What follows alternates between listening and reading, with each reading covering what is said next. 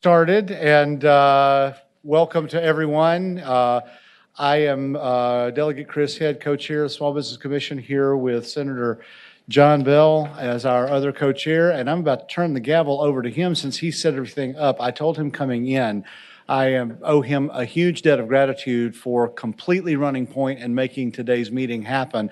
I, for the last 3 weeks, have had literally no bandwidth. We just got through with the biggest Thanksgiving celebration ever at my house, where we hosted 32 people for lunch, but that was because 2 days later, my daughter got married. And so we had a lot going on in the Head household, and John has just been wonderful to take over with that. So, Mr. Co-Chair, if you will take the gavel and take over from here. Thank you, sir. We sent most of it home with the kids when they left. So first, let's join me in congratulating Delegate Head and his family and on the wonderful wedding there. So congrats to you and your family, and that's awesome. And I know we had a big celebration in my family's house for Thanksgiving as well. It's great to be able to get together with people for a change. So today we have I think a couple really good things to work on. Graciously, Commissioner Carrie Roth is here, and she's going to brief us in a moment. Ask her if she would come. I actually heard her briefing at the Unemployment Commission meeting, which was in response to one of the bills that passed last year, and I think we had a really great discussion. And also say I had a great conversation at Senate Finance with Secretary Slater, and I want to talk about a few things the Secretary's passed me, and he's also given me his word he is going to join us in the future. He actually is on travel visiting small businesses around Virginia doing the good work that he's supposed to be doing. So he already had those commitments. He actually graciously offered to undo those, and I told him, please don't.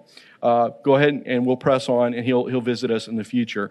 But having said that, also I want to thank Delegate Greenlaw. She offered to host today's meeting, and I'm going to ask for everyone to support us moving our next meeting if we can host it there. And I tell you what, if I don't hear any objections, we will take that as a go. She's got a great place for us to be. Today with the logistics, we couldn't work it out, so I apologize for not doing that, but I really appreciate you hosting that, or offering to host. And also, later in the agenda, we'll come back to you because I know you have a bill that you want to talk about, and that's one of the things we wanted to bring up today is some outputs from today's meeting and some legislative actions. So we are going to have some updates or some public comment later. And the other thing I wanted to, before I forget, is Delegate Subramaniam is joining us via Zoom. So Suhas, are you still there? I am here. Thank you guys for having me. Okay, so you get all the tough questions today since you're not here, and all the action items. He knows that. Okay, so unless anyone has any comments, I want to go directly to Commissioner Roth. And again, I want to thank you for being here.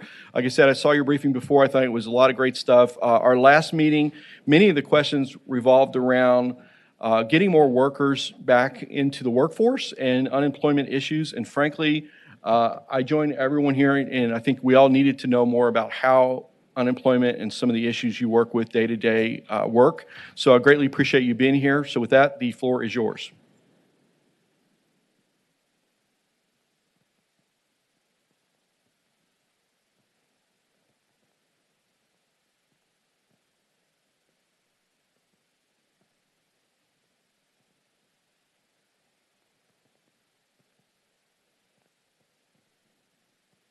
I think your mic might not be on. Can we turn that on for? Wow, now, there we go. All right. Thank you all so much for inviting me today. I am Carrie Roth. I am the Commissioner of the Virginia Employment Commission and Advisor to the Governor for Strategic Initiatives, and appreciate the opportunity to talk about some of the small business impacts of the work that our agency does, following on our conversation that I had with Senator Bell at the Advisory Committee for the Unemployment Compensation Commission. Today, I thought I would just go over 3 items with you on unemployment insurance, workforce services, and state of the labor market. I hope this will be an engaging conversation, so please interrupt me at any time. I'm happy to take questions throughout. So starting with the trust fund, our trust fund is back to pre-pandemic levels. It's at $1.47 billion. In addition, our weekly claims are back at pre-pandemic levels as well. The solvency has surpassed a key level, so the reduction for the fund builder tax will be effective in January 2023. So we will not have a fund builder next year, which is important for our small businesses. In addition, a reminder, the General Assembly has frozen the other two taxes that make up the Unemployment Insurance Trust Fund for the next 2 years to protect shield employers from the impact of the pandemic-related claims. Delinquent employers remain subject to the maximum rate for taxes, and the annual tax notices will be issued to employers next month, which is really this week. Looking at the tax rates too, I just thought it was important to point out that 70% of employers in 2022 are paying the lowest level, and 16% of those paying in are new employers. And so that has gone up significantly from the year before.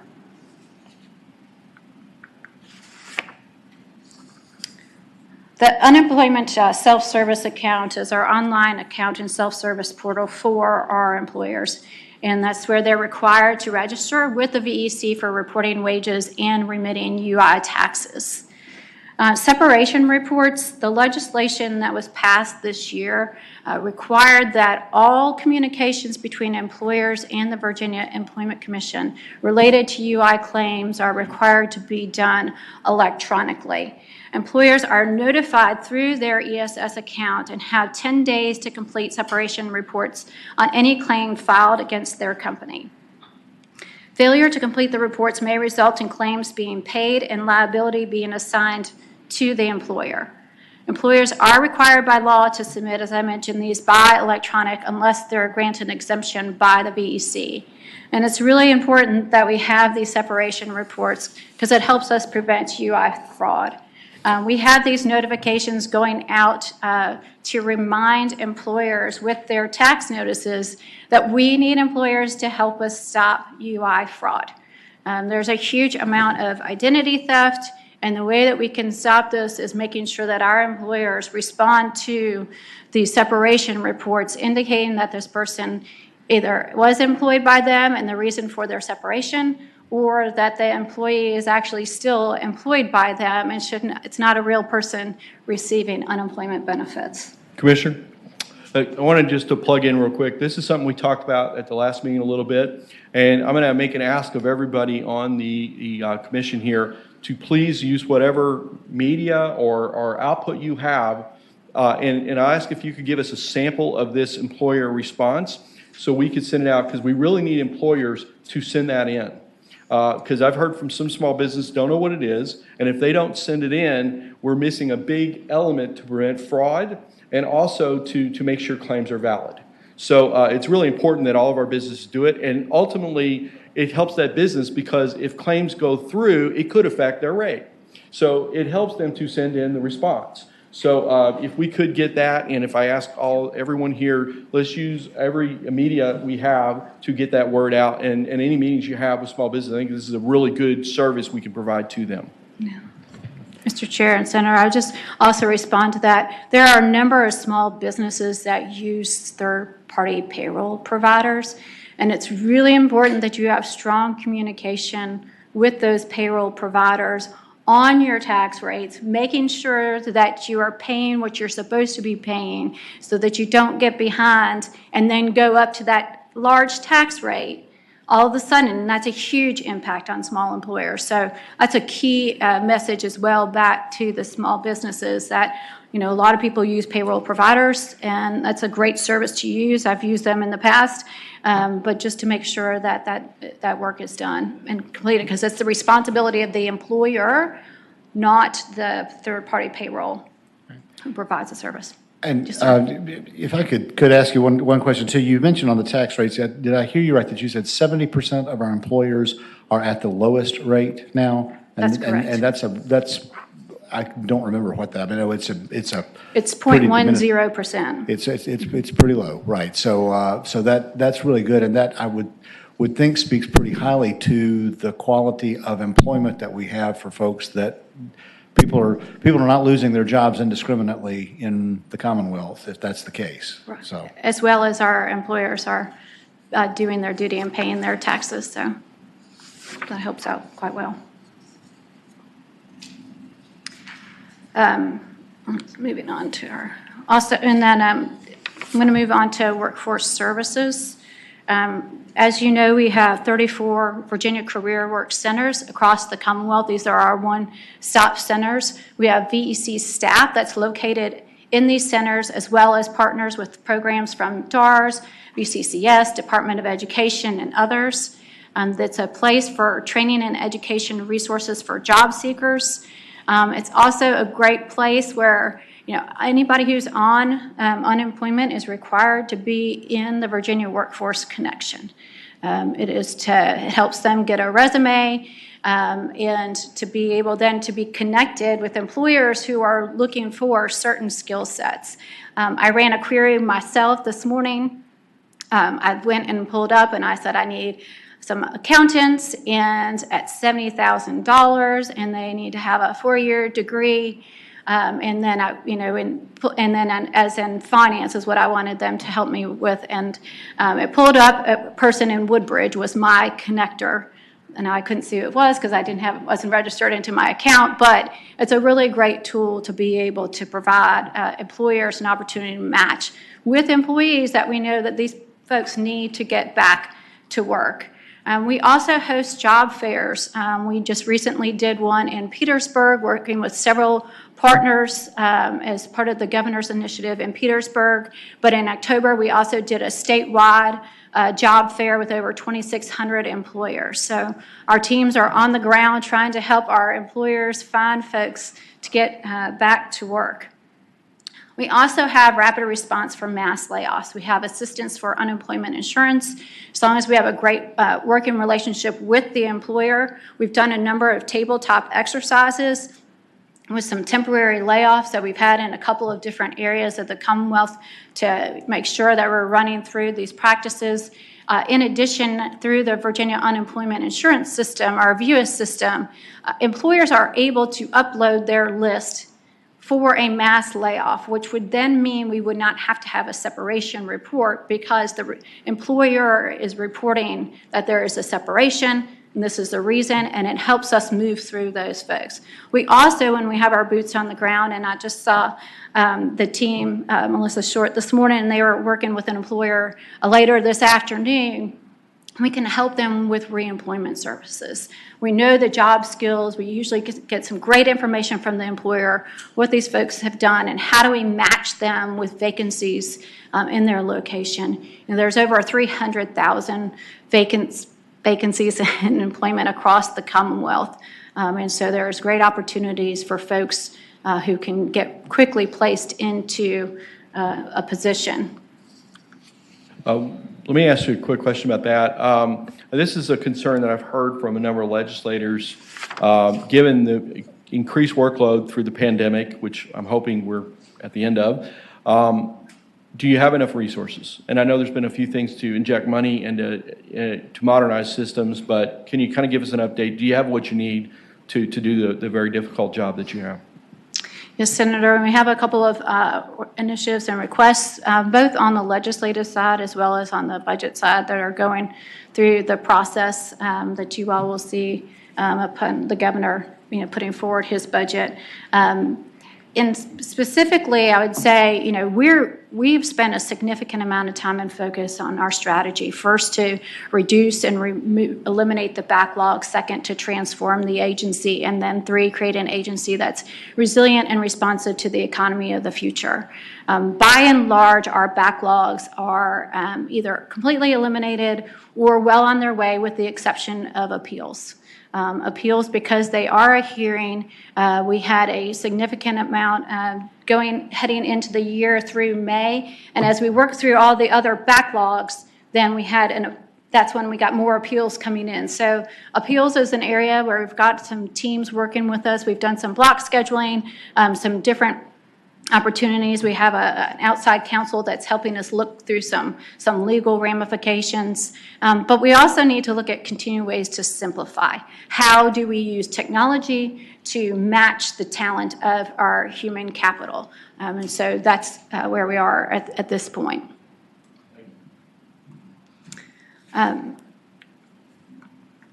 Our workforce opportunity tax credits is a federal tax credit that is up to $9,600 to employers for hiring workers from priority employment groups.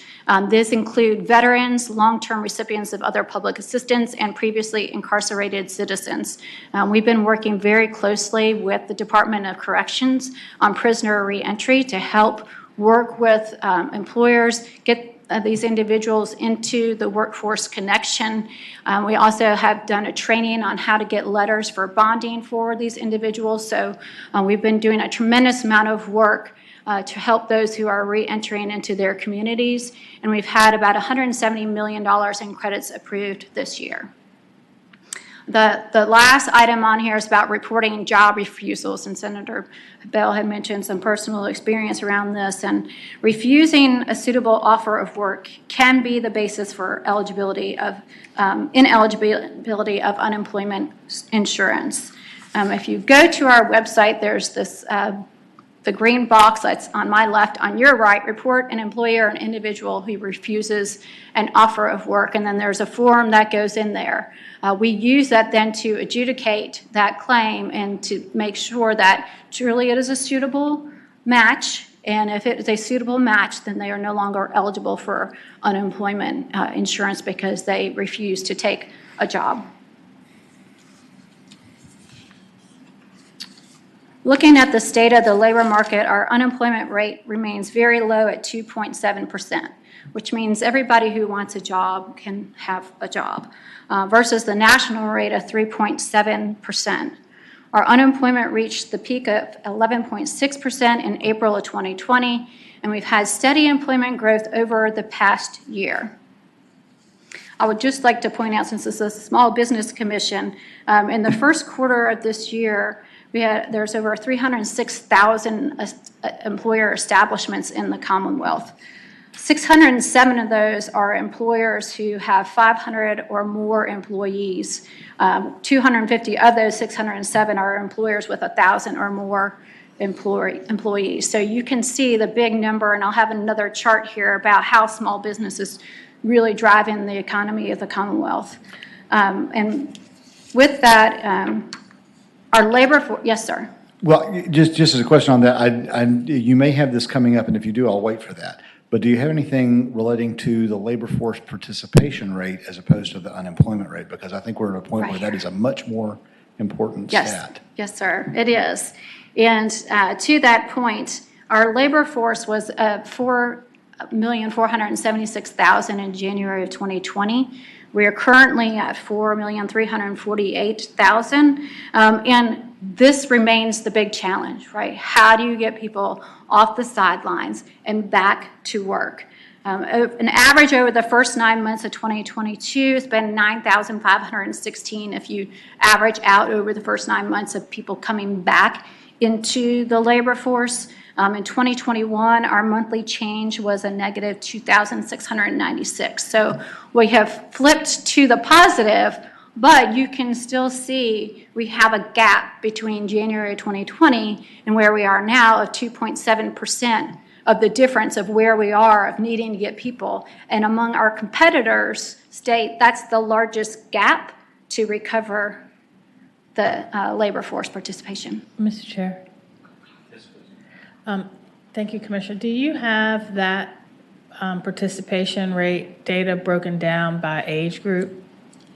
Or can you break it down by age group?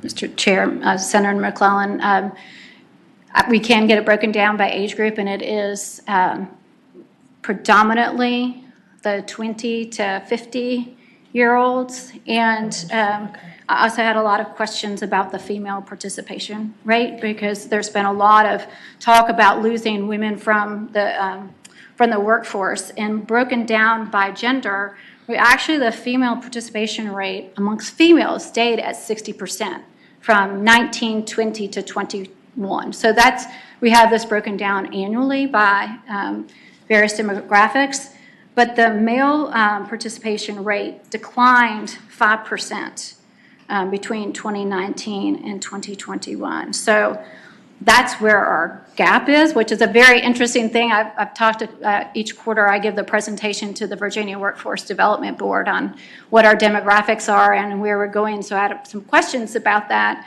because of the number of, employers facing challenges with getting more women into the workforce, and what are those outstanding issues. And the pandemic, with the numbers there, the female participation rate stayed the same, which was surprising to me. Thank you.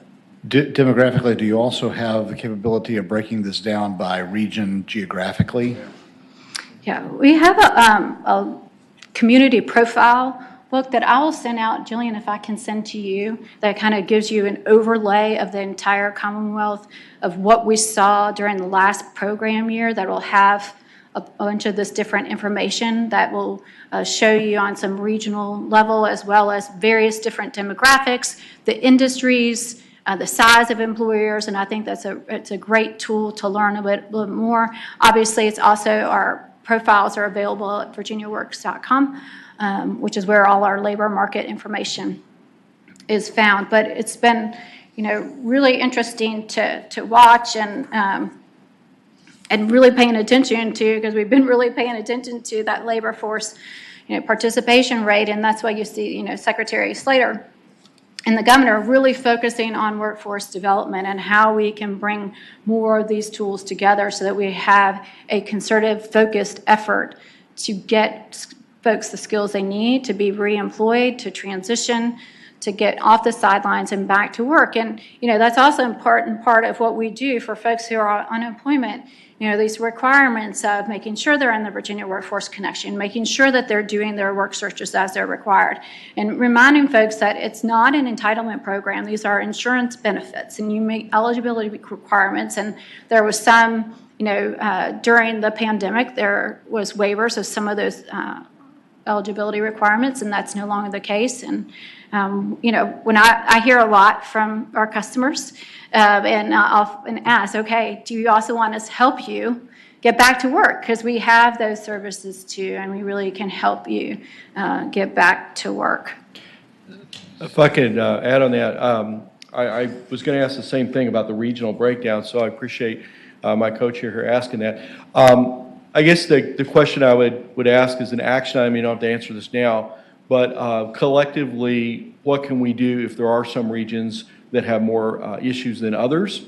And legislatively, we're really looking for output from this committee. So are there things that either the governor has in works that we could endorse? Are there initiatives we can do to support this? Because I think if we know particularly certain regions or certain job areas are short, then if we target those, we'll be better. My real worry, frankly, is that if we don't fill these labor gaps, then companies are going to take those jobs outside of Virginia and go where they think they can get filled.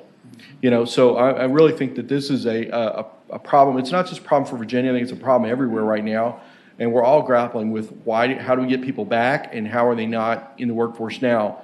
But anything you can do to help us be a partner to come up with some fix actions, would greatly appreciate that. Yeah, Mr. Chair, I would just point out, the labor force participation rate, and going back and looking historically, this is not a pandemic situation. You can see these trends occurring in prior to, you can go 10 years out to where we can start to see these trends. So, if we want to be the best state for business, we've got to have the best talent. And that's where the competitiveness is. And, having worked with emerging technologies for the last 8 years before I took this job, the challenges that they have to start and grow a company are the same challenges that are facing our state agencies, are the same challenges that are facing our larger employers, particularly around technology. Talent is a huge driver of all of that. And so I think those solutions are, really hit all. But if you want to look at, and this was my last slide that I had for you all is the payroll size of employees. And the most important thing, this goes out to 2001, and you got the dot-com boom, and then you have the 2008, 2009 recession. That bottom line is major businesses, the largest employers. The middle line there is 50 to 500 employees. And then that top line is under 50 employees. You can see what the great disruption is, what I call it, did to our economy, is you had a lot of people who decided, this is what I don't want to do anymore, and I'm going to do my own thing. I'm going to start my own business. I'm going to have my side hustles. I'm going to be part of the gig economy. I'm going to do this, and I'm going to do life differently. And so you really can see our small businesses taking off significantly over the last 2 years, while you have an uptick, a downturn and then an uptick for the 50 to 500 employees, and then the 500 or more employees has really kind of just been at a steady state down there. So, obviously when you have that many employees, you still have a larger number of employees as percentage to the Commonwealth, but our small businesses is what's really driving the overall. So I need some help interpreting some of this data, and because and it's kind of small. So well, I can turn around and look at it behind me here. This because the folks that do gig economy and decide they're going to do their own side hustle and things, how are they counted? Are they counted as employed or out of the workforce? Because if they're not an employee of someone, are they being, if they're just making their own way, doing gig economy stuff, like if they're driving for Uber, they're not an employee of Uber. How is that being captured, or is it? Sure. That's the first question. Yep. And the second thing is, we've got, of the 128,000 people that are not in the workforce that were before, how many of those are looking? Do they, because they're not. They're not. That's why they're not in the labor force. So if they're out of the workforce, that's additional to the ones that are not looking. They got to be putting food on the table somehow. So let me go back to your first question, if I can, and answer that, Mr. Chairman and Delegate Head. So on the flip side, when we do unemployment numbers, there's two different numbers that we talk about. We talk about the establishment numbers, which is what the numbers that come from an employer from their payroll. And then we talk about the household numbers, which is a survey. So it's the household numbers, which is the numbers that we have been focusing on in this administration, is because that gets all the different types of work, and it gets for, I'm not employed, but I want to be employed. Okay, so the labor force participation is the people who are in the workforce and who want to be in the workforce, so they're out looking, they're actively participating, versus those who have just decided that they don't care to work. If they were on unemployment benefits, they've long since exhausted them. And I think that you've just generally seen a lot of people make very different decisions. And some of that was a lot of folks, when you've got areas where people had the ability just to decide they were going to do something different, and they had the bandwidth to be able to do it as a household, to kind of work differently. I mean, I know personally in our household, I love my previous job. I started my own company. My husband retired, and so I just think about it, and how many people, when I work with entrepreneurs in this region, the influx of entrepreneurs into the Richmond region during the Great Disruption was huge.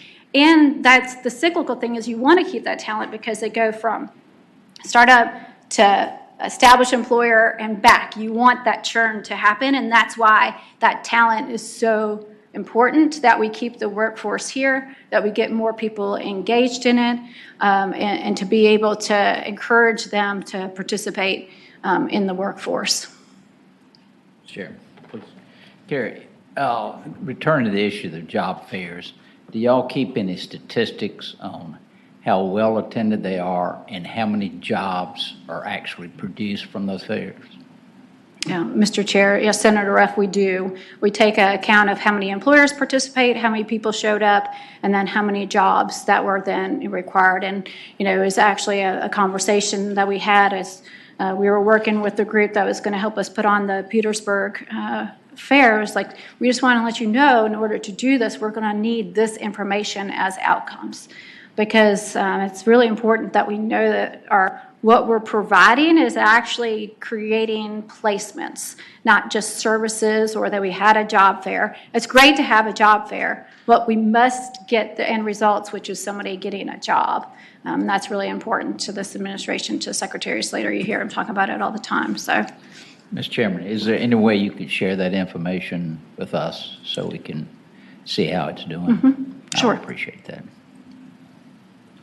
So let me make a comment and then a question. Correct me if I'm wrong on this, but I believe Virginia stats usually lag other states on the unemployment and other things. We usually tend to lag. So that may not be an abnormality if we lag a little bit. Mr. Chair, I'm not sure what you're Workforce talking about lagging. participation, other things like that. In other previous times, like we've always lagged. I think Secretary Slater might have briefed that. But anyway, don't put you on the spot. But I guess my point is, I'm not sure that that's something, that is necessarily a great cause of concern. The cause of concern is really trying to crack the code why these folks are out of work. Yeah. I would just say, a comment to that is, so if you look at our labor force participation rate, and the numbers I have are from last month, they're October's numbers.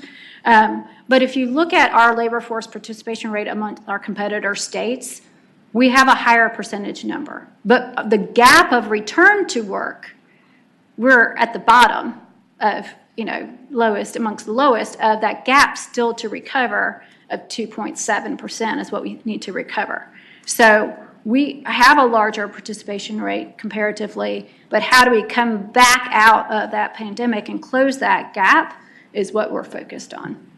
So question for you now is, thank you for the information about the responding back to the queries. Can you give us any other best practices for how small businesses can be a great partner with your commission? Yeah, sure. Mr. Chair and members of the committee, I think it's really important that folks know that we're a resource and a tool. So again, when you're looking at trying to place folks, using the Virginia Workforce Connection is a great tool to be able to, doesn't cost anything, to be able to put your specific requirements that you're looking for, to help you match folks and get people in a pipeline. There are a lot of resources that are out there. I think it can be very overwhelming if you are unemployed and you're looking for a job and you look to Google for something and you think what you want to do, and then you've got a million opportunities that come back to you, where I think on the Virginia Workforce Connection we can do a better job of trying to make a match with what's existing out there and get you back employed, which is what people really want, and we want to help them do that. Mr. Chairman, how many employers, what percentage of employers, Virginia employers, use that service? I don't know that question. I'll get that answer back for you. Yeah. Well, but if you think about the 330,000 establishments that we have, and how many have used it, I know Senator Bell has used those services, and others have, and I think there's not an awareness, by and large, probably as many people can to use that tool. And I think that's been one of the larger challenges with the workforce, having served on the Virginia Workforce Board for the last 10 years, and that the marketing aspects and people understanding how employers, in particular, the engagement through the workforce system is something that really needs to have some focus and get more people engaged in it. Mr. Chairman, I'm not trying to blindside Carrie because we've had this conversation before. So, Yep. But in 2018, VEC filled less than 0.5% of the openings in the Commonwealth of Virginia. And the question is there a better way of doing it?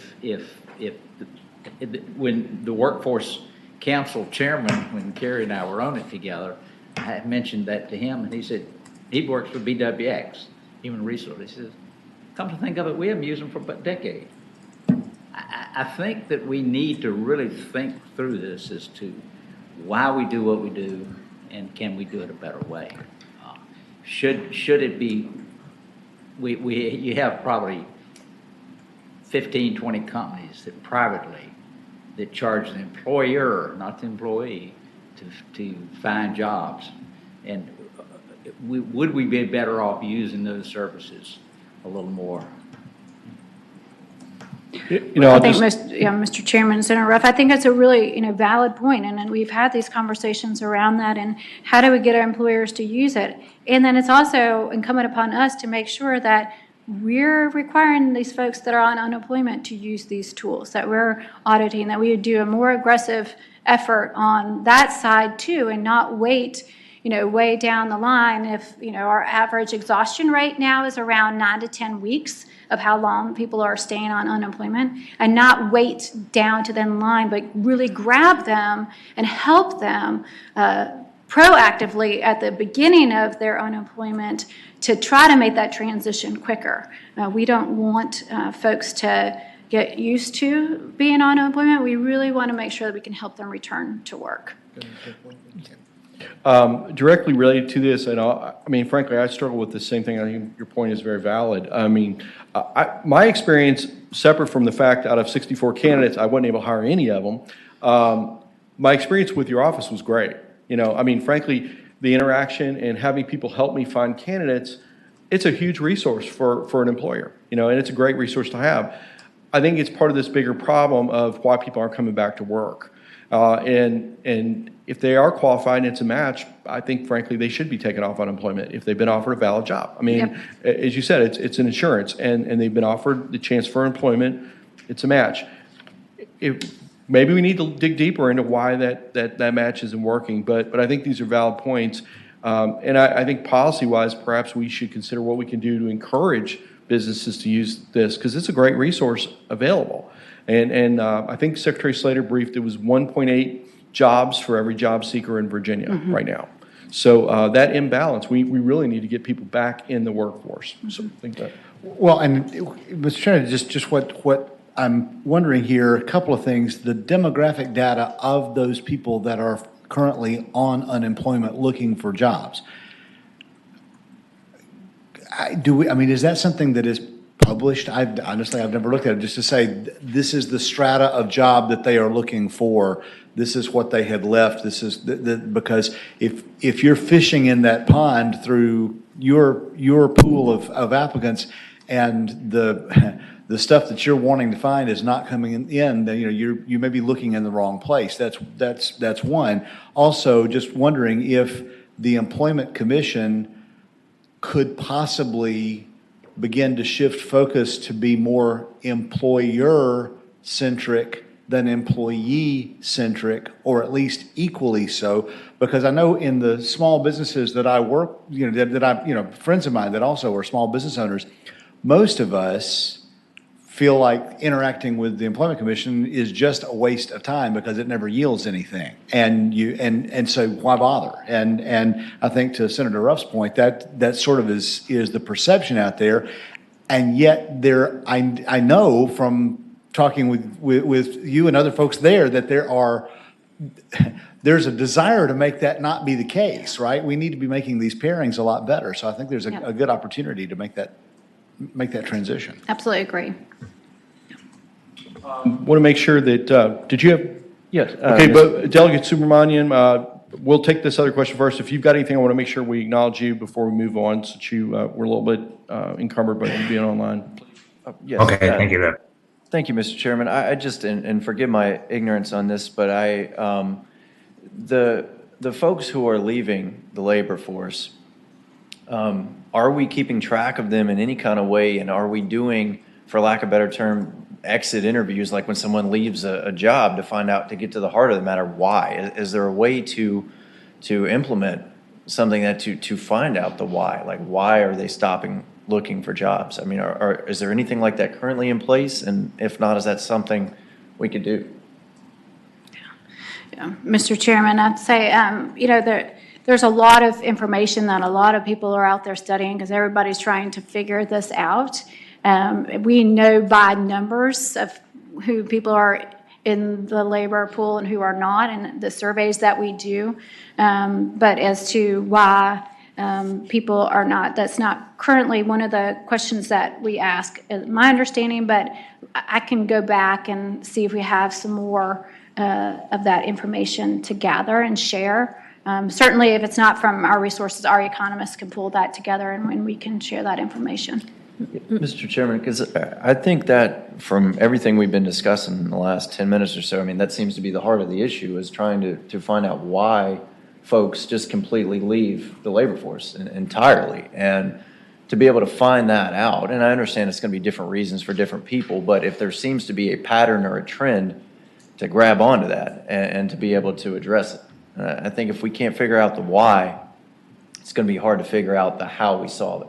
Mr. Chair, I would just note, I have been asking that question for 2.5 years, ever since we started getting, on the Finance Committee, sort of reports during the pandemic about people leaving the workforce.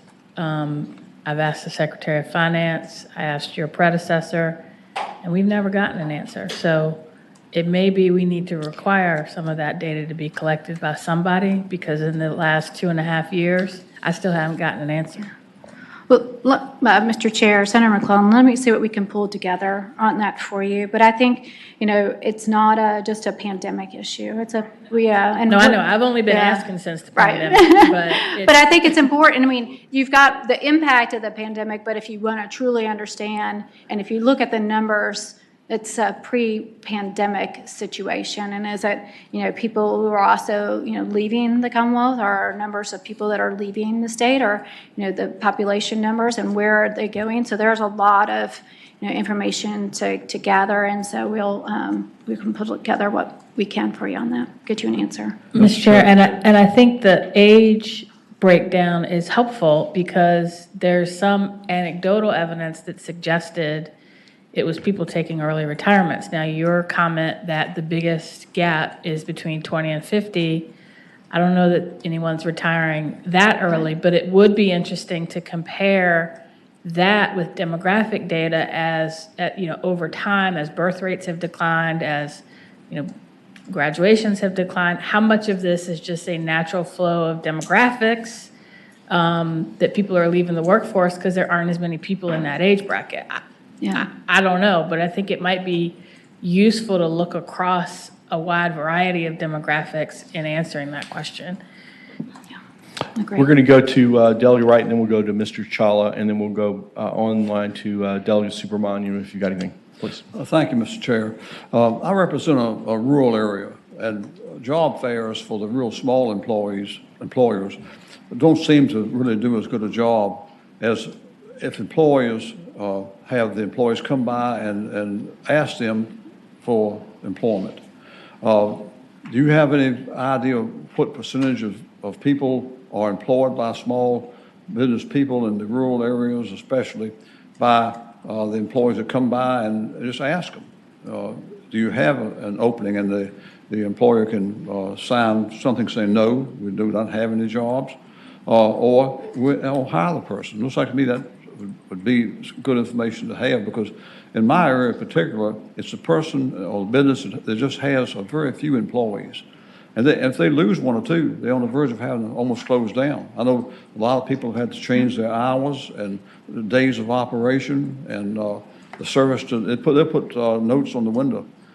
Please be patient. We're very short-staffed, and same thing if you go into a small restaurant, they'll tell you they're sorry, but they don't have the wait staff in order to take care of business. And for people that are really needing jobs, have some way of connecting the employee with the employer instead of only the employer going out looking for the employee. Yeah, Mr. Chair, Delegate Wright, I mean, I think you're exactly right, and I think what you really are pointing out is that we've got to be creative. We can't do the same thing the same way we've always been doing it. I know Hampton Roads has had a really great effort around some of their coordinated efforts around certain industry clusters, really going after energy and alternative energy, and then how do they create that with everybody focused around the employment of those outcomes, and doing some really creative outreach and need to see how those numbers returned for the effort they did, but we can't do the same thing and expect the same outcomes. What the economy of 2.5 years ago is not today, and we are not and will not be the same as an agency. I didn't come there to do what had been done before. We came to transform the agency and do what we need to do to help the economy of the Commonwealth of Virginia so we can all prosper. We need to be the best state, and we're a key part of that. And so to make sure that we're in all areas of the Commonwealth and all communities in the Commonwealth need to be creative and help those employers get the employees that they need. Mr. Chairman, a further question. For instance, a person is on unemployment and is looking for a job. Of course, the employer can check with VEC to see what's available. But do the employees currently go out to the different workplaces and establishments to see whether there's anything available and actually sign a form saying that they've been there or that they're looking for a job, so they possibly put on a waiting list if they're not needed? Yeah, Mr. Chair, I mean, that's the value of having our, local workforce centers and our one-stop centers, is having those relationships with the employers in that region and making sure that we're aware of those opportunities and those needs. And, like I said, there's been a number of folks that have said, okay, you're on unemployment. You want to get back to work, let us help you. And then we'll match them with one of our employees, and then we can help them. If you go into a local workforce office, they can help you with your resume, they can help you with interview skills, you can do those different things. So, it is a full 360 approach, and it's going to be different for each employee and employer, but we need to be creative in getting that opportunity out there. My understanding is you're now doing the audits, which were the audits to make sure people actually are doing the job, are applying for jobs. During COVID, there was a period where there were no audits, but that's been turned on back for a while, right? That's correct, yes, sir. Yeah, so to that directly to your point, they are auditing to make sure people are actually actively seeking employment. Yeah. Is that it? Delegate Wright, you're good? Okay. Ms. Chawla. Thank you, Chair. Just a comment and an observation. Before coming here, when I got the agenda, I looked at the website of Virginia Employment Commission, and it's pretty good, actually. It provides a lot of good information. I hope people take advantage of that. And an observation is, if I look at these numbers, so we have about 125,000 less people in workforce than in January 2020, while we have about 300,000 job openings in the state. Is that the correct statement? So is Virginia Employment Commission, does it only do sort of matchmaking type of services, helping with the resume and that kind of stuff, or will they direct people to some training centers, or will you provide training? I think one of the reasons why this labor rate is lower is because the jobs are changing, especially with the COVID thing. It's technology and work from home, and the type of skills required have changed a lot during the COVID period. So how do you help in retraining, and what kind of services you provide to get labor force trained so they can be employable? Yeah, Mr. Chair, and I think that's the importance of the Secretary and the Governor's initiative to bring all the workforce services together, because our customers shouldn't have to go to multiple different people to get the training that they need, to be matched with the employer to fill, to have the employers try to figure out which resource they need to go to. It's really important that we centralize this activity and be focused so we can really see those outcomes. Because if we're not getting the outcomes that we need, then we need to keep doing something different around that. So the training is an important part of it, and we provide some training, but we also have training that we work with our other partners throughout the workforce system that help with certain areas, in particular through the community college system and other partners that we have at our local workforce centers. Yeah, thank you. And on the same note, I think rural Virginia, especially, if you can have more focused training opportunities in those rural Virginia as well, that would help a lot. With this COVID, work from home, has become more popular. So if you can shift some workforce from dense northern Virginia to the rural Virginia. It will be a win-win for everyone. Yes, sir. Thank you. Any other questions or, please? Hi, thanks for being here. You had mentioned transformation a couple of times. Would you be able to give us kind of an overview of what the status of that is and what the expected outcomes of that are? That would be great. Yeah, sure.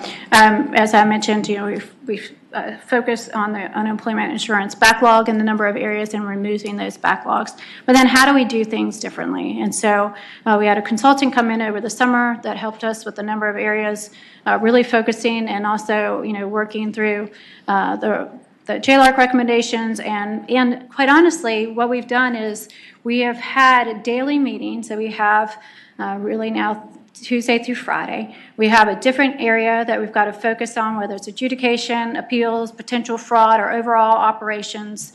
And what our initiatives are, we test, we try. If it works, we scale it up. If it doesn't work, we abandon it and we try something else. We've really empowered our employees to come up with the ideas to how to transform the agency. And so that's where we're in the middle of that now. We have 3 priority areas that we're focusing on, which is our customer journey, our appeals backlog on that, and then also, I'm blanking on our third. Human resources. Oh, yes. Our human capital, thank you. The most important part is our people. And as we're working through our employee work plans, making sure that we have true outcomes and performance expectations for our employees. We had 90% of our adjudicators that were hired during the pandemic and just kind of, okay, we just need you to go to work. And we didn't have the training. We didn't have the expectations for them, what their performance needed to be. And so we're really focusing on our human capital. So those are our 3 priority areas that we're working through with transformation. But that doesn't mean all the other areas stop. It just means we have got team, we have leaders. We're working with the Chief Transformation Officer, Secretary Slater. They're heavily involved and engaged in our daily meetings as well as our weekly steering committee meetings. So we have a very organized structure around our transformation principles and moving those forward. And really the team has embraced it. We've had folks that at the beginning were like, I don't even know what this is. I don't know what you're asking me to do. We've got so much work to do. I just don't know. And now they've really embraced it and have become the champions. It's important that it's not just me. It's not about me. I happen to be the commissioner. It is about the entire agency and empowering our talent who will always be there or who will be there and then they'll go move on to something else to be able to be the best and to have the ability to, they're closest to the workload, to come up with those ideas and move those forward. So, the results are out there. We've got a lot of work left to do. I'm not here with rose-colored glasses saying, we've fixed the backlog and the whole world is ready. It's not. It's how do we continually use these business-led principles in an agency that needs to be business-led. Because our customers are business, our customers are the people that our employers want, and so we need to run like a business. And so it's a very intensive activity that we go through weekly and daily about it, but it's also about empowering our talent to make sure that they're the very best they can be. Thank you. Thank you. Any other questions? Yes, Chairman, please. Let's go to Delegate Taylor first, and then we'll come up here. I'm just wondering, how are we keeping job seekers accountable? I can speak personally for our small business that we've had more and more people show for interviews, but towards the beginning of the year, we would have entire days where there'd be interviews stacked and maybe one person showed up. So, if people are trying to keep their benefits, how are you holding them accountable? Yeah. Mr. Chair, Delegate Taylor, I think 2 things. One, it's important that when you've had somebody who's refused an offer that you report those to us on the form on the website. And then also our audits. So they're required to have a minimum of 2 work search requirements to be able to say, and it's not just I did X, Y, and Z, it's you also have to report who you talked to, verification of it, and then also what the outcome was. Were you offered a job? Did you turn down the job? And so really making sure that we do our end, and then also if our employers working with us somebody refuses it. I mean, it's a real challenge out there. I mean, we also, all agencies have that, and small businesses and large businesses.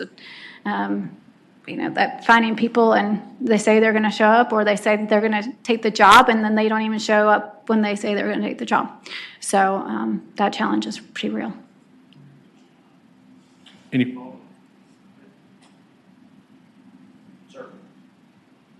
Thank you, Mr. Chairman, and thank you, Commissioner, for your update. I just have a curious question about the, you mentioned in one of your slides, the rapid response to mass layoffs.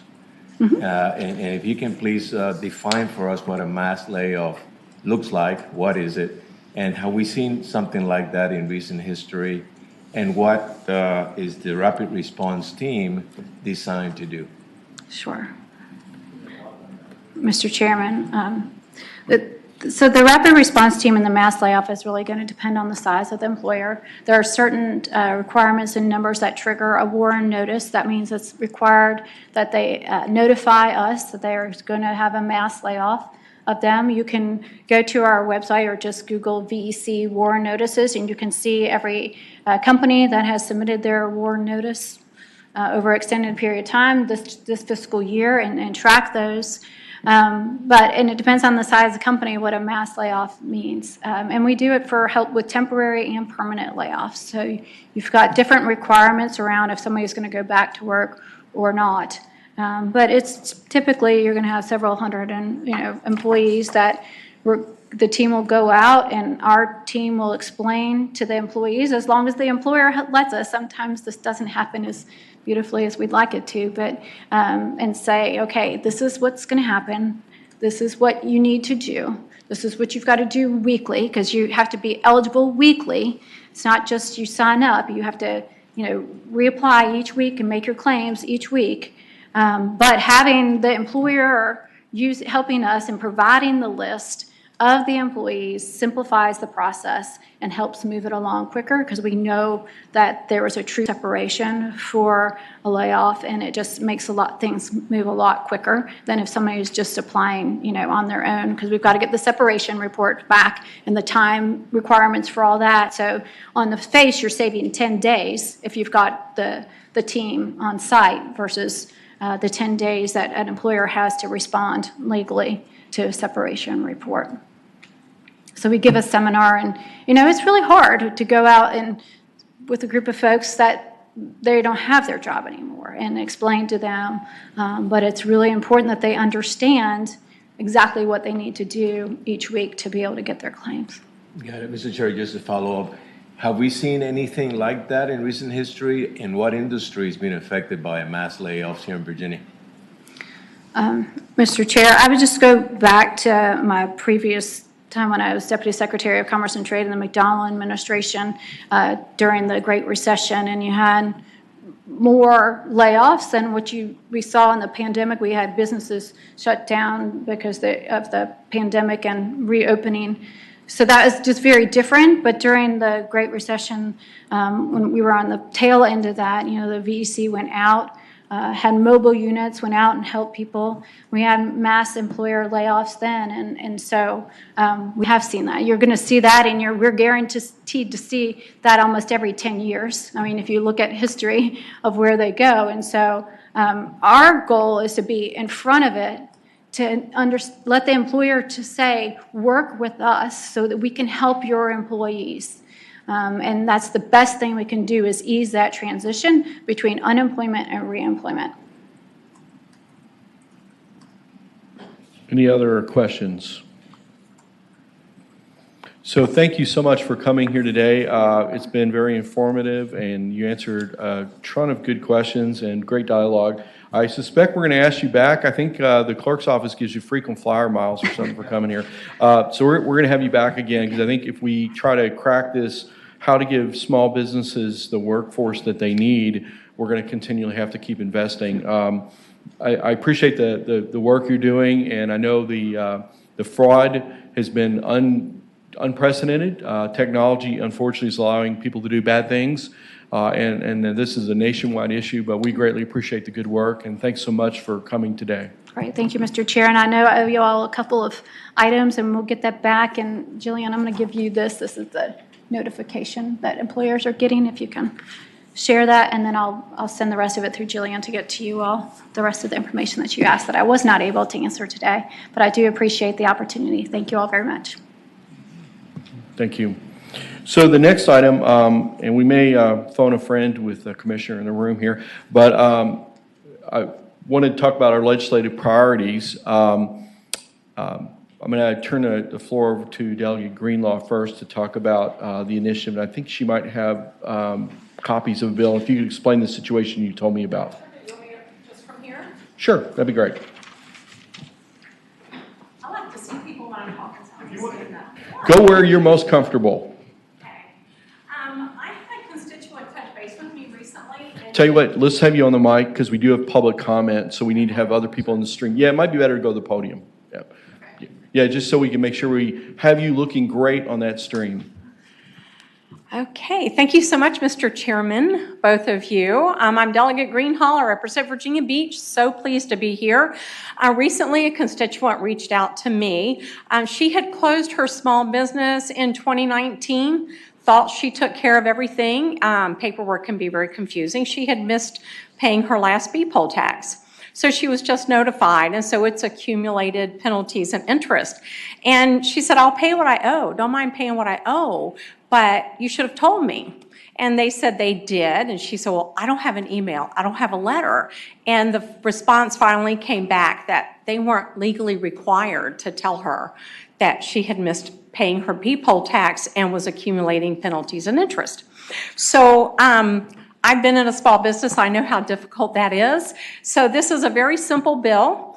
This simply, because I checked, and they were not legally obligated to say that she was accumulating penalties and interest. So it's a very simple bill, simply saying that small business owners have a right to be notified.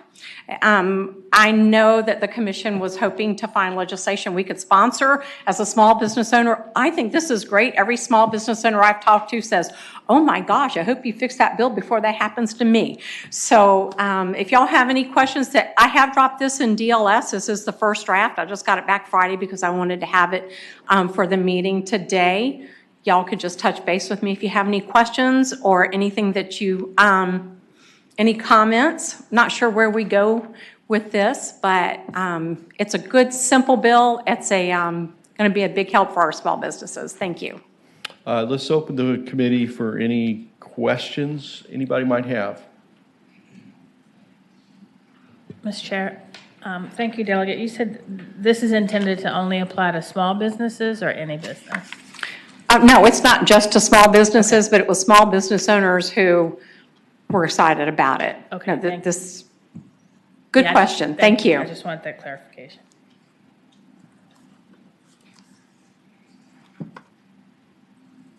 Other questions?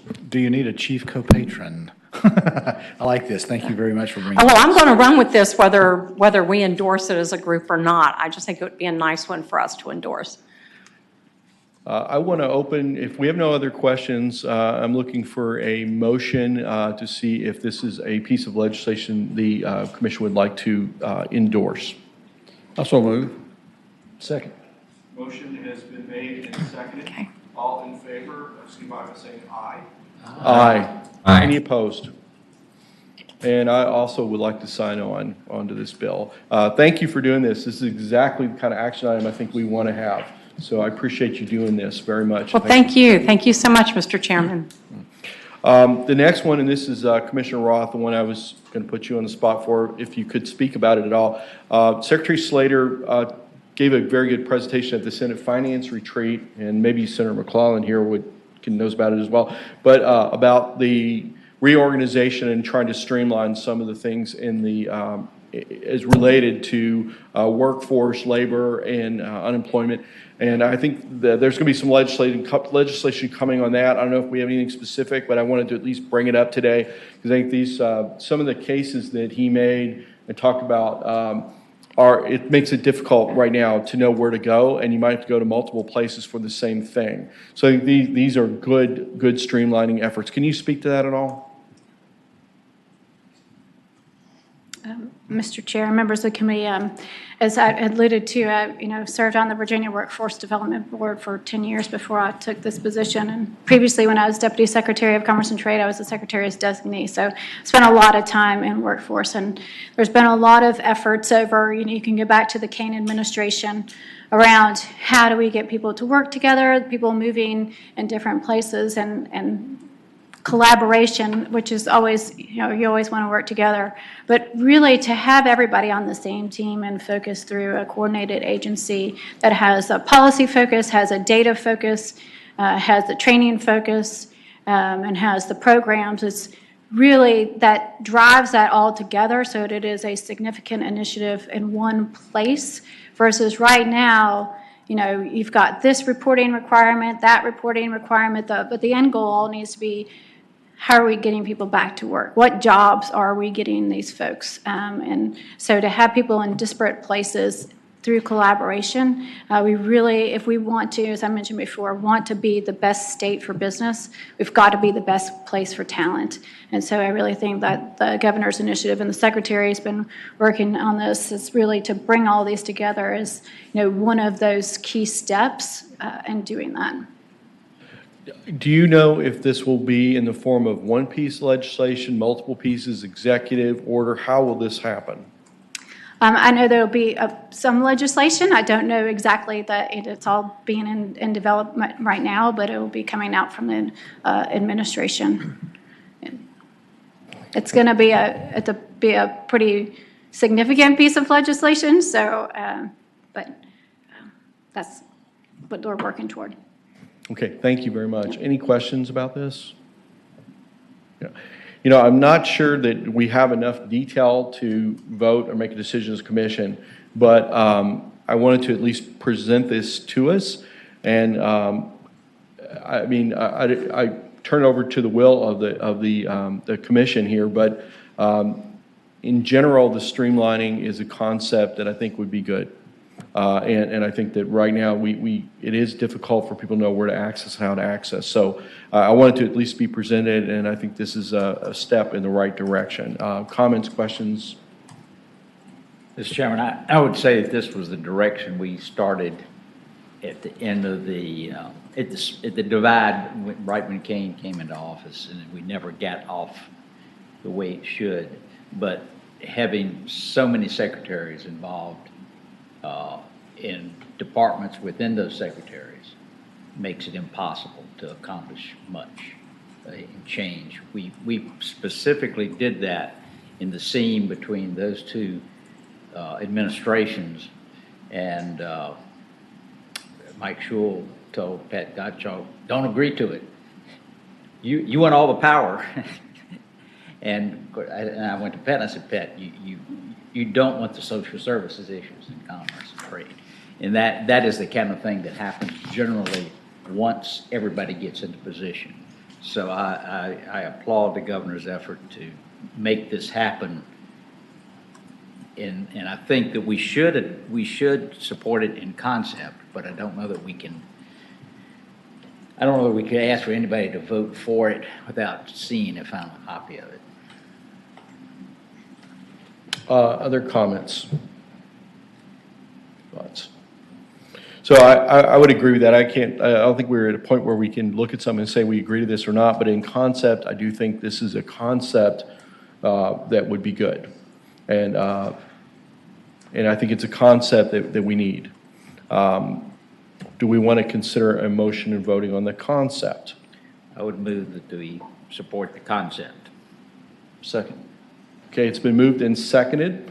So the concept would be to streamline the actions under both the Department of Labor and or the employment seeking apparatus in the Virginia state government. Phrasing that very succinct way. How's that? All those in favor will say aye. Aye. All those opposed? Okay, so I would ask the clerk's office, we have the two outputs that so far, and if we could have a letter drafted and myself and the co-chair could sign, And for definitely your bill, Delegate Greenlaw, we want to get that to you so you can present that to committees with the bill. And then as we get legislation, know that we are supportive of that. Does anyone have any other legislative items that they would like to bring up or initiatives that we could discuss today? Mr. Chairman, I don't know whether it has to be legislative or not, but I had an issue that came up with a small business that sells tires. And there is a tax on waste. It's a small amount, 10 or 15 bucks. The Department of Taxation made the decision that they were not going to send out notices that tax was due. So if they didn't get a notice, they didn't pay it. So then they charged a $100 fine for not paying it. So I don't know whether you just need to have a conversation with the Department of Taxation, but I don't know if anybody else has had that problem. Right? Kimberly, y'all had that problem? Something similar, but not, we'll definitely talk about that. I mean, frankly, it seems similar to this bill and the whole notification issue. I mean, if you like, we can certainly bring that up and have a presentation on that at an upcoming meeting, because I do think, I mean, small businesses are entrepreneurs who may not know all the rules and things, and giving them notice at least, I think is a way of helping them succeed. Sometimes you just don't know what you don't know. I mean, but I agree with you that they should get notice on that. Well, in this particular case, the business had an accounting service that took care of all their issues, all their payroll taxes and all that. And they were not aware of it. And this was not a single case. This was everybody they did business with. So, I mean, I think it's a good point. If everyone's, it seems like if we're in agreement, I will set this up and we'll get a presentation on this and we'll deep dive this as one of our action items. Does that work? Okay. And also I have the collection of things we brought up last meeting. This was, I think, a good start on that. And we're going to have other ones. And I would now open the floor if there's other discussions before we go to public comment that we want to, things that are pressing we want to have for a future meeting or something to look into. Mr. Chawla, please. Yeah, thank you, Chair. I was looking at the JLARC report from December of last year. So one of the key findings from that was, there was a governor's goal of 42% agency spending goal with SWAM certified small businesses. And the report said about 60% of the agencies were not meeting the 42% goal set by the governor. If we can get an update on that, is the current governor has a different goal than the 42%? And if so, whatever is the goal, how are agencies performing against the goal for SWAM certified businesses, spending by the Virginia agencies? Okay. Definitely I'll take an action. We can get that update. Mr. Chairman, could I throw in a couple of comments? Sure. I think that's an excellent avenue that we should look into. I'm very interested in that. I think one of the issues I brought up before is there's a big difference between the goal as it applies to responding on an RFP and then what is actually done once an award is made. So, for instance, a company, a prime can come in and say, I'm going to use a small business for 10%, and they get X number of points in the evaluation for that proposal, but there's no teeth in making sure that they actually put 10% of the contract going to a small business after the award. And that is a real issue. But the other issue I wanted to bring up that made me think of this is the small business. I want to make sure. Is the small business set aside? The small business set aside, I don't believe has been updated in, well, I don't know, a very long time. But the dollar amount is low, and we need to be considering raising the dollar amount for the small business set aside. Thank you. That's excellent, and I definitely have had that personal experience as well. I'll take a note of that, and we'll bring that up, and I think this is something we could dive into. The other part was we were talking about the definition of small business, and exactly. I think the other part is really looking into, in some cases when goals aren't being met, why not? And in some cases, I think it's because either we didn't have teeth in the follow-through and/or it was too difficult for small businesses to participate, either through upfront capital, et cetera. I think those are things we need to really look at and deep dive how we can get to the root of making these succeed. You had an item, sir? Yes, sir, Mr. Chair. At our last meeting, I had brought up the designated outdoor refreshment area legislation from a couple years ago and some of the issues that have come up in the time since and roadblocks. And so between the last meeting and this one, I did reach out to some more folks to try to get a little bit more specifics, not just in Danville, but some other localities I know that have been trying to do it and wanted to bring that back to the commission to maybe help. There's a few things that I think might help move this forward, if that's okay. Yeah, absolutely. I do have a little bit of an update. I'm remiss in not mentioning that earlier. I did speak to the chairs of the respective committees. My understanding is there is legislation to address that coming up in this session. Okay. Yeah, I think there's going to be a few. This has been a problem, and there's been many unintended consequences of previous legislation. So, but I want to let you finish, but I want to let you know this is coming up, and I think there's a number of pieces of legislation. Good. Well, I'll make it quick then. I think the biggest issues that a lot of localities are running into is the disparity in the interpretation amongst the different ABC offices and officers. Some of them aren't really sure how to enforce it. And so depending on which one you talk to, you get kind of a different way of interpreting what exists. There is a concern among some of the small businesses who would like to do this about liability concerns about, I think it was in the previous legislation that if you wanted to do this, that you had to put your business's name on the cup. And so some of them said, well, what happens if, something happens when a person leaves and they've got business X on the cup, and somebody goes out and gets in a car accident or, God forbid, but you always think of the worst case scenario. And so, is that business responsible for what happens with the person? So there was concern about that, and it wasn't really clear if they were or they weren't live. And again, depending on which ABC agency you talk to, you got a different answer. So I think to clean that up, it was some of that. And then, I hate to bring up our neighbors to the south, but when North Carolina implemented this way after Virginia, and they've already had a number of localities that have done it. So they did it in a very streamlined way. And so I don't want North Carolina to beat us in anything. So I'm glad to hear that we're working on this, and hopefully that can alleviate some of the concerns, because there's a lot of small businesses that would love to do this, but some of them were a little hesitant because they couldn't really get a straight answer on some of those things. And so hopefully the legislation being discussed will clear that up for them. Our concern is that the legislation goes in the right direction. I'm going to try to get some copies of that. I know right now we're very early in the the pre-file, and certainly has been a piece of legislation that's drafted before.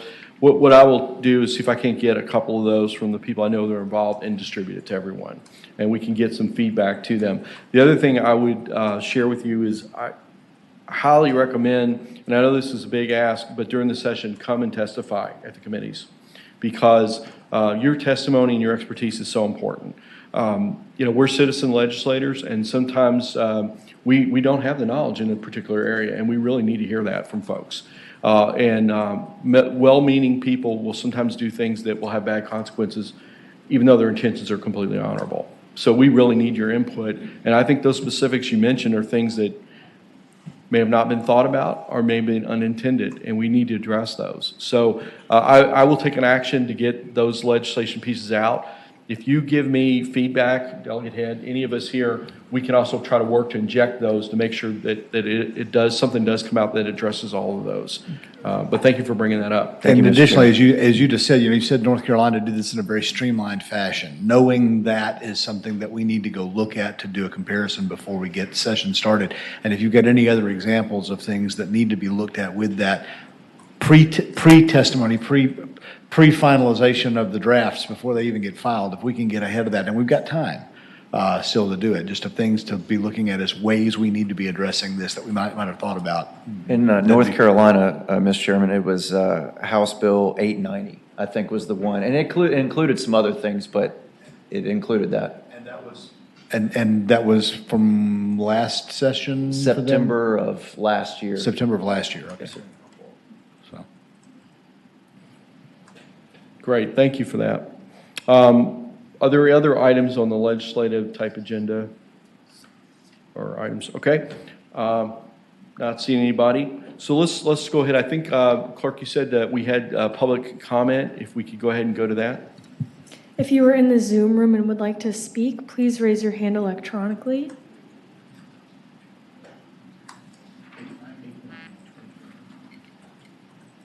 We have one speaker, Mr. Chairman. Bria M., you may unmute and begin. Are you going to put a timer?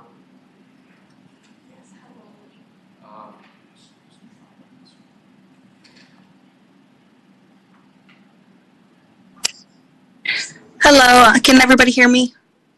Yes, we hear you loud and clear. Okay, perfect. Hello, I'm so sorry. I'm in between jobs with my employees, so I'm just going to stay with my video off. I apologize. But my name is Bria. I'm going to be the owner of Virginia is for Movers. We are a small local business to Stafford. Been present for about a year. This is my first time doing one of these meetings, so I'm a little nervous. And if you guys have any questions, comments, concerns, please just stop me. Thank you so much. I am about 25. I turned 25 about a couple of days ago. I was present when one of the VC workers was speaking, and I just wanted to chime in a little bit on, I want to make sure I get the right bullet point. I heard one of the senators make a comment saying, basically like ejecting money into modernized systems. And with that, I wanted to make a comment on one of the programs that VC implemented called SNAP-Ed. It's a really great program for people that use the SNAP program, I believe Medicaid and other things of that nature. Their offices are, located all over. With that being said, the program, they have some way that they have some way that they fund like job trainings. So SNAP-Ed, for me, luckily, about 5-6 years ago, when I was about 18, 19, living by myself in the state of Virginia, they funded me to go to an administrative assistant course. With those skills that I took from that course, I was able to open my business about a year ago. With that being said, there is, I feel like, a big gap in the workplace. We have a lot of issues, even, hiring employees, because we do feel like a lot of people apply and they kind of like drop it. But we do find that there are a lot of gig workers. A lot of people feel like working a 9 to 5 or whatever the case may be in our age group. Again, I'm about 25, so pretty young to be owning my own business in some people's eyes. But they feel like it's almost not worth their time. Working a job that's about $13 an hour for 8 hours a day really does not suffice what somebody even needs to sometimes get to that job. And then, of course, you have other contributing factors, daycare, rent, so on and so forth. So with that being said, I found that SNAP-Ed kind of put me in the position to be in charge. I no longer had to look at the world, just walking down the street and choosing what was already there and placed for me. But I could literally say, hey, these are my skill sets. This is what I'm already good at. I was really good at communications. I was already like the secretary of like the debate team. I had really good like administrative qualities. So SNAP-Ed already being there and offering me money to literally say, hey, go to school, literally was a great driving force that helped me in my adulthood later. And that was kind of just my little spiel. I'm so sorry if I sound kind of like messy. Again, I'm just very, very nervous, but I appreciate, you guys listening. And if you have any questions, comments, concerns, just let me know. Well, I think you did just fine. So thank you for, first off, for having the courage to step up and speak to us today and share your experience and your story. We appreciate that. Thank you for being an entrepreneur and investing in Virginia and creating jobs. We appreciate that too. Any questions from the committee? Comments? With that, thank you so much. Are there anybody else from the public for comments? That concludes our online speakers, Mr. Chairman. Okay, before we adjourn, I just want to go around and see if anybody else has any last comments or thoughts. Okay, I'm going to wish everyone a wonderful holiday season and hope that everyone has a safe holiday season. I owe you a couple of things from here, and I will respond to that. And thank you all so much for being here today. Thank you. Thank you, Mr. Chairman.